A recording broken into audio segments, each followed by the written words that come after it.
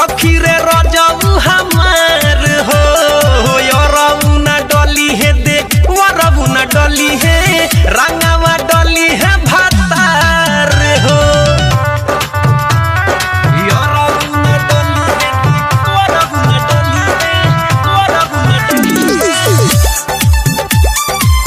रंगवा डली है भातार। म्यूजिक बाय गौरव रोशन। आप सुन रहे हैं अमित पटेल की आवाज में।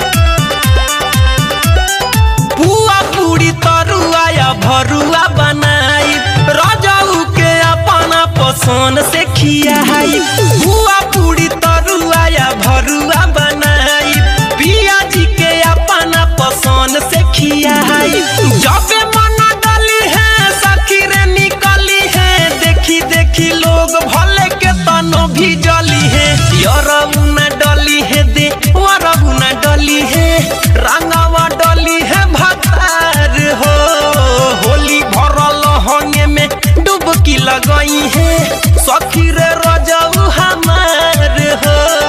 यरऊ ना डली है दे वरऊ ना डली है रंगवा डली है भातार हो होलिया में माजाली है खूबे राजा रंगवा वीर मोरा चलनी में चली है यरऊ ना डली है दे वरऊ ना डली है रंगवा डली है भातार हो होली भरल होंगे में डुबकी लगाई है सखी रे रजऊ हमार हो यरऊ ना डली है दे वरऊ ना डली है रंगवा डली है भातार हो।